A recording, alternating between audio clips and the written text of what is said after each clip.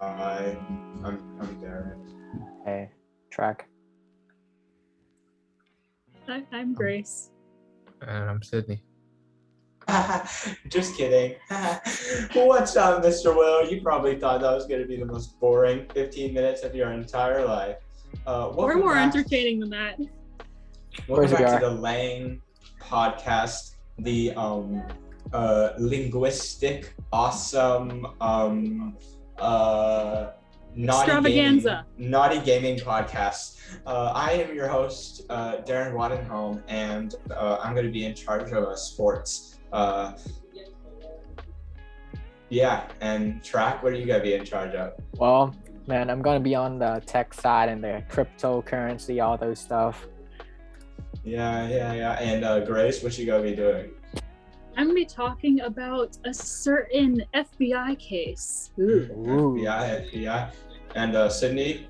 Oh, I'm going to be talking about a woman getting pushed onto the train tracks. Oh, that was really dark. That that caught me off guard. Oh, wow. It's kind of All right. I'm not laughing at that, Mr. Will. Don't worry, we're good people. All right, so we're just gonna jump right into it. To sports. So right now, due to COVID, not due to COVID, but happening right now is a tournament, a football tournament called the AFCON tournament, which stands for the African Cup of Nations. Basically, it's like the World Cup, but only for African nations. It was supposed to be in the summer, but due to COVID, it was pushed to now. So now players from multiple leagues have to just leave their teams for like a month and go play in this if they've been called up for their country. However, there's been a lot of sussy things going on. So basically, there was a match going on between Mali and Tunisia. Now, everyone knows it. The article mentioned that Tunisia is actually one of the favorites of the tournament. So the game is 0-0, and it's an uneventful first half. Like a lot of soccer games. And I mean football, if you're from Canada. I mean Europe. Or Norway. Or Africa, because that's what we're talking about. However, the second half opens with one of the Mali players being completely fouled. Well, it was a controversial decision. However, after VAR, which with a lot of people like the video assistant, a lot of people actually thought it was not a foul, but the referee gave a penalty, so Mali opened 1-0. The rest of the game was all Tunisia. Tunisia was attacking, but they couldn't break. Now, for those who know about football games are 90 minutes, and then they add on some other time from a past game. Tunisia is on an attack, and the referee blows the full-time whistle at 85 minutes. That's a long game. Well, no, because it's a short game. Because the games are supposed to be 90 minutes, but he blew it 5 minutes early. Oh, wait, really? I thought you said 180. Dang, that's really short 85 game. minutes. The referee blows it 85 minutes. The article was saying they're unsure if it was a technical error or if it was some, you know what I'm saying? Like that. But then there was massive scenes going on. And the referee restarted the game, but then he stopped the game at the 89th minute. Again, wow, why did he do that? Again, he stops it early. And people online are making arguments saying, what would they do if this happened at the World Cup or the Euros? Is the African Cup just not at that level? Is that what this is? Is this just about bribery? So what do you guys think of that? Do you think it was paid, or do you think it was just a technical error? It's okay, you go first. So personally, I think it is. The referee was bribed because in the article it said that even after checking the VAR, the referee still proceeded with his decisions. So, yeah. Definitely. I mean, I'll give him the benefit of the doubt. Could have been his first day. Well, he actually since has been fired, so I do feel bad for the guy. Well, I doubt it was the first day. I mean, like, okay, think about it. I mean, Okay. Unless it was really his bad day, I would probably say there is something behind this, in my opinion. Well, Mm. the 85-minute whistle should never be blown unless there's some kind of law, right? If you play football, something has to happen in order to do so. So unless there's some kind of like sneaky thing behind, which I speculate, but we never know because we're not part of it. Another thing that makes it seem a little bit more suspicious is normally in football, even if it is the last minute of a game, the referee will allow a team to make one final attack if they're already attacking the ball. So the fact that he blew the whistle then is extremely suspicious. So that is your sports for today. All right. Well, for me, I'm gonna go a bit more deeper, or how should I say, more serious, because it's kind of like economics and not everyone like it. I do. Well, let's get right into it. So basically, I was just reading this article, and it was also on TV, and they were talking about the irony of cryptocurrency. Like, all right, everyone's cryptocurrency is just on the news everywhere, right? Like, everyone's just talking about how great it is, the price just going up. You can see like Bitcoin, everyone coming in, even like the NFT are starting to gain weight in metaverse, all those kind of Web 3.0 stuff. I want to focus on the cryptocurrency because a lot of people right now actually coming up to talk about it in a different way, in a negative light here. And they brought up three main points here. The first one was that, despite global interest, you can actually use a cryptocurrency for actual like payment. So people used to misunderstand that cryptocurrency is some kind of a currency or like a money, but in reality, it actually isn't. Most of the people they studied, they said that most of the cryptocurrency transaction are actually for profit. So they kind of trade it more like a stock, not like using it as an actual currency. So they kind of see it as like a Ponzi scheme. I'll go through that later, but basically just say that the price fluctuates too much. A blockchain takes too long to verify. Like, imagine going to like 7-Eleven and waiting like 30 minutes just to buy like an ice cream, because you have to wait for it to verify, right? Or like anonymous, like basically Bitcoin is now not anonymous anymore, because most of the criminals, right, it's like they don't use cryptocurrency anymore. So because they know that's actually not anonymous, people can track your transaction and all this stuff. So that was a lie, that everything was under the blanket and stuff.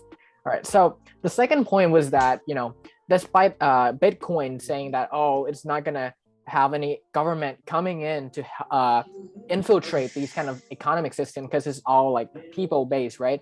But it actually needs the government in order to survive, because the value of the money of cryptocurrency actually needs to be backed by the government money. And then also imagine if you just leave it to the people, right? There's going to be fraud. There's going to be like a lot of crimes and criminal records that are going unnoticed. And that's not good, because that means that a lot of crime rates would increase, right?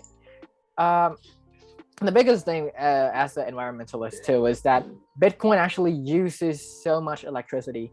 Bitcoin, cryptocurrency like Ethereum, whatever, except for Cardano, right, uses so much electricity that it uses as much as Malaysia as a whole country per year. So just put that into perspective. So about all of that, the BIS, the Bank International Community, said that they describe cryptocurrency basically as a bubble plus a Ponzi scheme and an environmental disaster, basically taking all of that in. So for me, I just feel that, there should be a middle ground, right? Bitcoin ain't all that bad, but it's not gonna be good if we keep on doing things unregulated as we are doing definitely now. So what do you guys think here?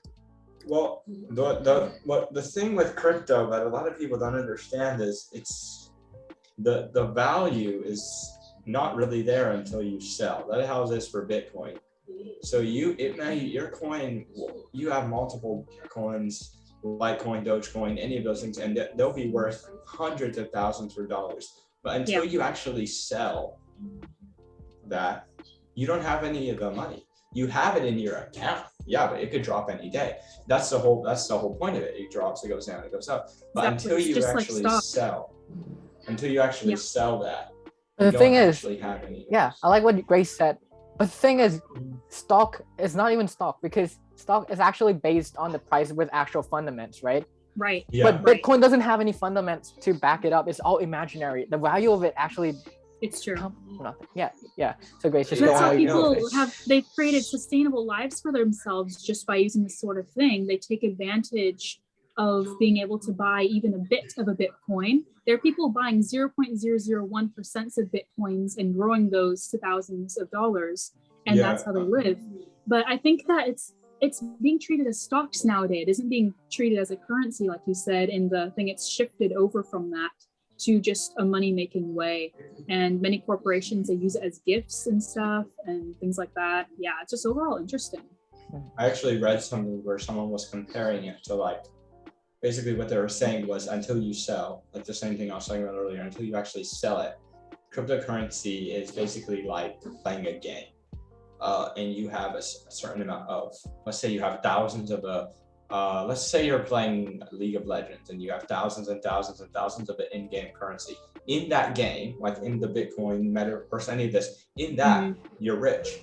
But outside of that, it doesn't matter that you have thousands of coins. You have nothing because in the outside world, that Right. doesn't actually transfer. And So until, like example, yeah, if something bad happens and the value suddenly falls and you can't sell it, the value basically comes to zero. So you're Right. like, some people might invest their whole life savings into this Bitcoin because they think it's something concrete like real estate, which it isn't, and it's not going to be like constantly rising like stocks, and they could lose all of their money and be very sad. Yeah, the I mean, imagine implication. what happened if the servers cut down. If the servers shut down, Right. everyone would be pissed. That's a Yeah, lot of but- lost money. The implication of this is so big. It's like, if it actually is a Ponzi scheme as the one claims to be, then the whole economic system of the world might collapse any day just from this Bitcoin transaction. Like what Sidney said, like going down to zero at one point, because it's all imaginary. Yeah. Great. Crazy. Okay, are we ready to move on to the next one? All right. All right. Okay, so just in the last week, there is a crazy hostage situation in Texas. There's this Jewish synagogue, and there's 4 guys there. They're just, chilling around. One of them was a rabbi, and he was doing like one of those online preaching things, where like they have their own setup. They're basically doing a Zoom call, and all the church members, they join in and they listen. And in the background of this video, there started to be some yelling. And they're like, yo, there's some guy yelling in the back of this guy's video, like something about his sister and how he was going to kill somebody if he didn't see her soon. And it was getting like pretty intense. And so the rabbi, he like ended the call and he's like, yo, I need the popo, right? So he called the police, and this is Texas, obviously. They know what they're doing with guns. And immediately they sent over an FBI team, and they found out that he'd taken 4 guys hostage in the building. This guy's name is Malik Faisal Akram, and he's 44. He's a he was a British citizen, and it took them full, I think it was like 5-6 hours to identify him since he's not a US citizen. But as soon as they found out, they sent over a FBI group, and they flew in almost immediately professional hostage negotiators. I didn't know if you guys knew that was a thing, but I think it's pretty cool. They had to fly one in though, so they could make sure. Within the day, by 5 p.m., they got out one of the hostages by talking to him, which is very impressive. It's usually hard to get a hold of hostages. He explained the situation to the police, and then at later, a few hours later, the rest of them were able to sneak out. And thankfully, no one was injured, but it was a huge thing. One of the things I noticed was they said that it was very likely that the situation would have escalated and turned out badly if there hadn't been consistent negotiation with the subject. They were probably offering all sorts of things. It wasn't included in the article because obviously the FBI was involved, but yeah.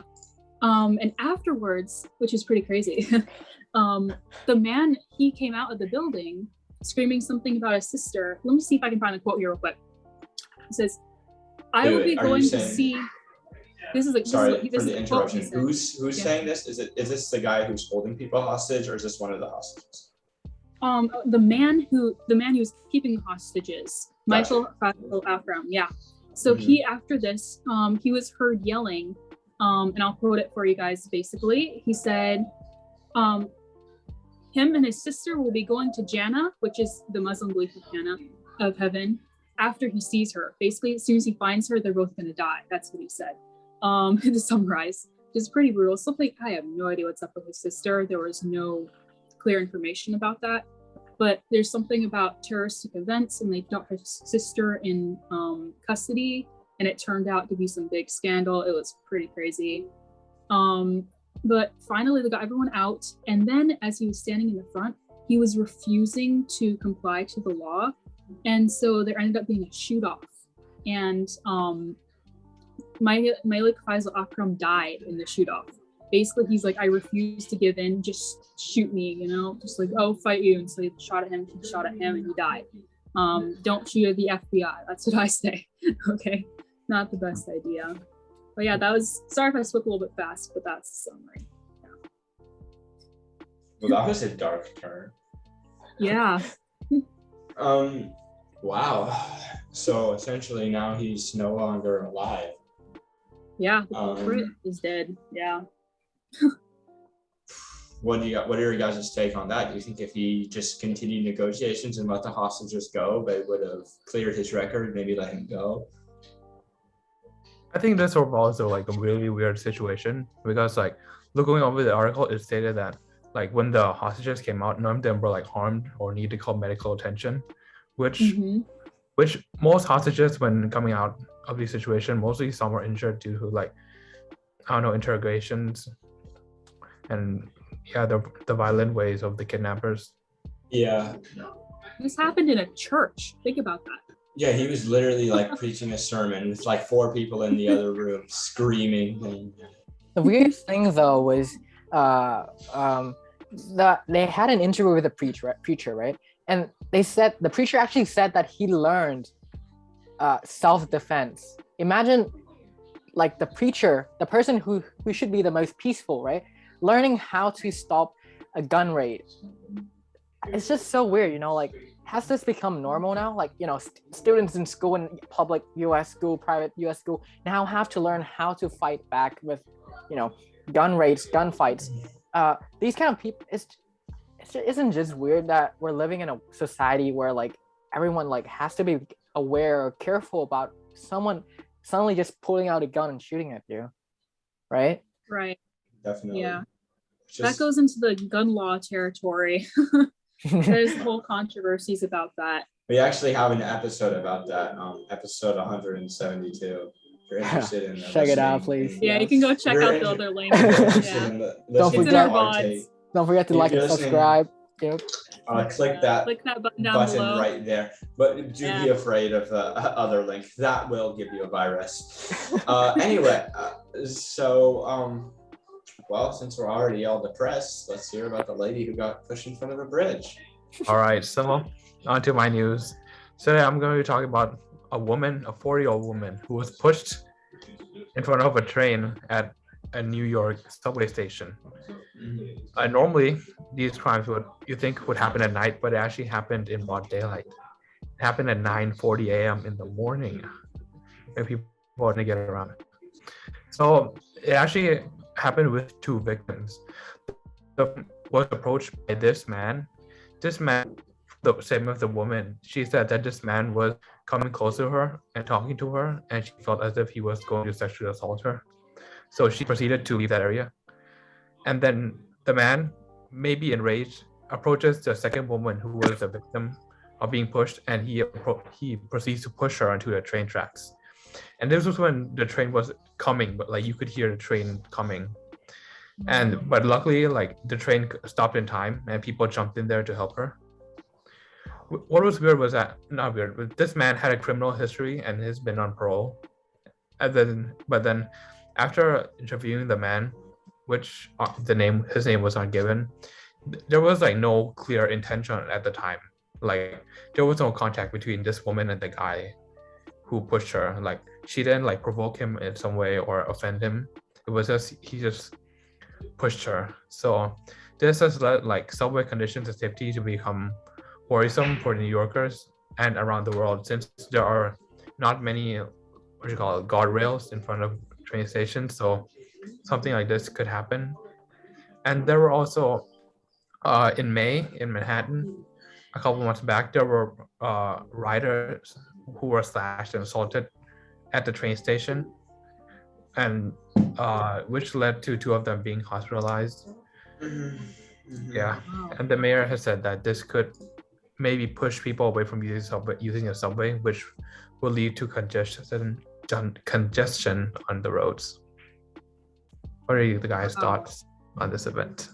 Well, first off, why would you do that in broad daylight? Second off, I wonder what if it's like a mental thing or some sort of, because if you're pushing someone into train tracks unprovoked, there has to be something wrong, unless they just want the pleasure of doing that.